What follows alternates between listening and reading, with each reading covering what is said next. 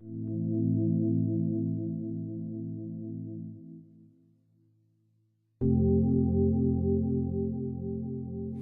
you want to neglect your kids, start using meth, because it will be all you care for anymore. Your kids will definitely become second or third on the, or fourth or 10th on the list of priorities. And they will be neglected. The DEC program deals with every drug. Specifically, though, what we see now is the methamphetamine.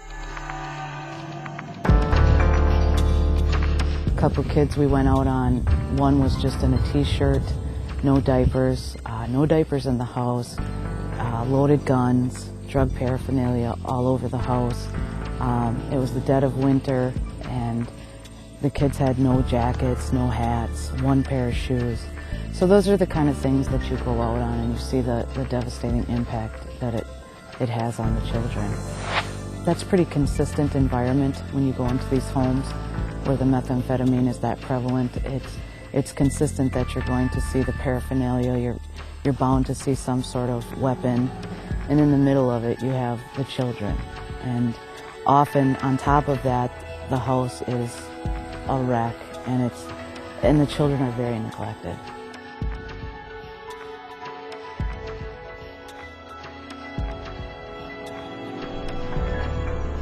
Scary, you know, 'cause my daughter was 2 at the time, and she could look at it and think it was candy. So, I don't know, I guess that's one of my biggest regrets is having her around that kind of stuff, let alone that lifestyle.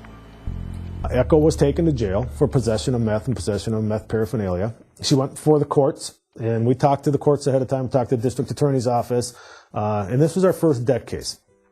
We made some arrangements that they had to go through some treatment, and now the ball is in their court, so to speak, where they have to clean up their own act. And if they essentially what they had to do is they had to earn their child back. When I was in treatment, they make you do a first step, and that's where you list everything that you've done to harm anybody or anything. And that took me a long time to forgive myself for the stuff I had put her through and my husband through, because I'm pretty sure he wouldn't have been using if it wasn't for me doing it.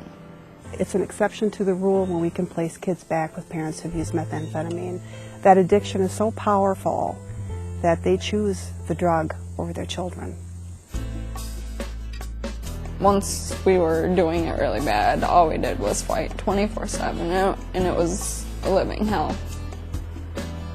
We were living with my husband's parents, and it got to the point where we would sneak in and out the windows so they wouldn't know what times we were coming in and going out at. And my husband's mom had our daughter probably 90% of the time. I have dealt with several kids at the school who have parents who are known meth users, who have been arrested before for it, who have been caught with it. These are one of the issues, one of the realities of life, and I think the scenario applies. It takes a community to raise a child, and I think that's the only way to be effective. When a kid doesn't have their parent there, the tendency is to get angry because they sense that they have a right to be loved. And the truth of the matter is that I wished every kid was loved.